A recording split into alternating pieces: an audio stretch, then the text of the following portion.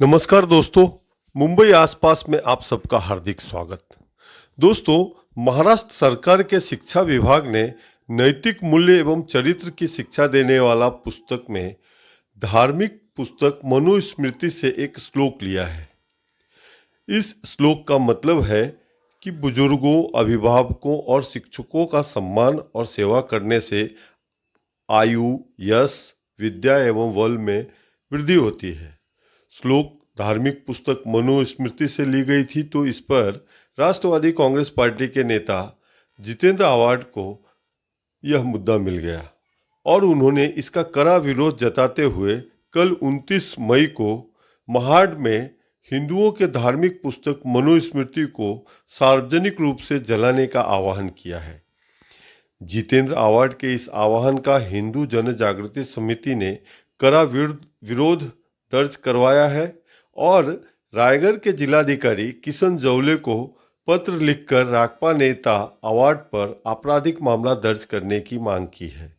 हिंदू जन जागृति समिति के पत्र के अनुसार जितेंद्र आव्हाड के इस आह्वान से समाज में तनाव की स्थिति पैदा होगी और समाज में भेदभाव को बढ़ावा मिलेगा।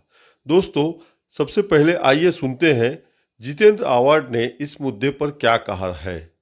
इथले सत्ताधारी परत एकदा मागच्या द्वारांनी त्यांच्या मनात असलेली गोष्ट पूर्ण करू इच्छित आहेत। आमचं संविधान म्हणजेच मनुस्मृती असं म्हणणारे जेव्हा सत्तेत येतात तेव्हा काय घडतं याचं उदाहरण म्हणजे पाठ्यपुस्तकांच्या यादीत पुस्तकात आता मनुस्मृतीचा समावेश होत आहे।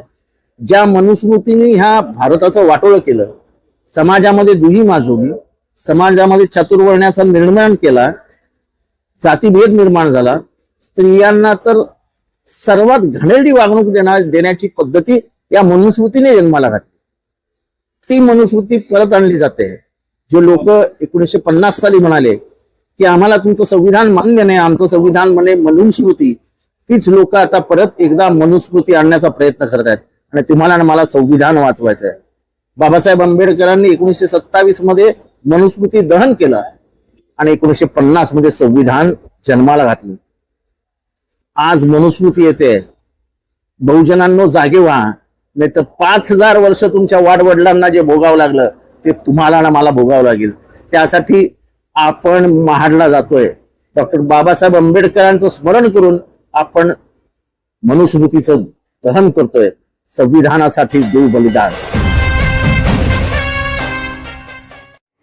इसी विषय पर हिंदू जन जागृति समिति के राष्ट्रीय प्रवक्ता रमेश शिंदे ने तीखी प्रतिक्रिया व्यक्त की है।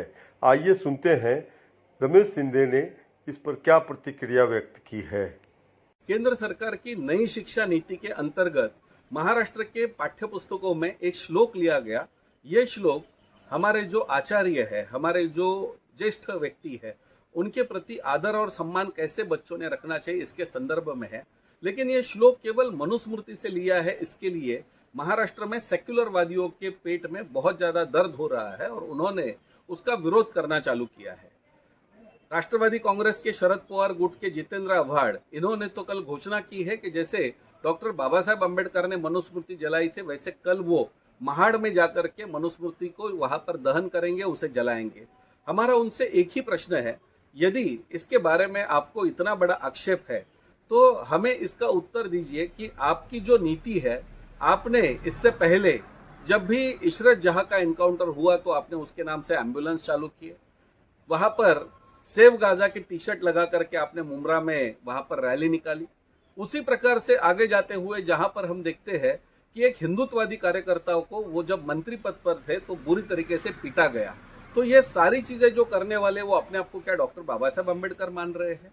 लेकिन आज यदि हम देखते हैं तो कल जो उन्होंने आह्वान किया है, तो उनके लिए हमारा एक प्रश्न ये है कि यदि मनुस्मृति में महिलाओं के बारे में या समाज के बारे में गलत लिखा है, तो आज यदि किसी बुक के अंदर किसी को उनके प्रेषित को नहीं मानने से या प्रोफेट को नहीं मानने से यदि हिंदू, जैन, बौद्ध, सिख को काफिर माना जाता है, उनको कत्लेआम उनका करने के लिए वहां पर लिखा जाता है, या उनकी संपत्ति का आप उसको कब्जे में ले सकते हैं, या उनकी पत्नियों को आप कब्जे में लेकर के उनको बलात्कार कर सकते हैं, या आप उनसे जिजिया टैक्स ले सकते हैं, इस प्रकार का, या आप उनके मंदिर ध्वस्त कर सकते हैं, इस प्रकार का आह्वान जिसमें किया गया है, क्या उस पुस्तक के बारे में भी यही रवैया जितेंद्र आव्हाड का रहेगा? यह हमारा उनके लिए प्रश्न है।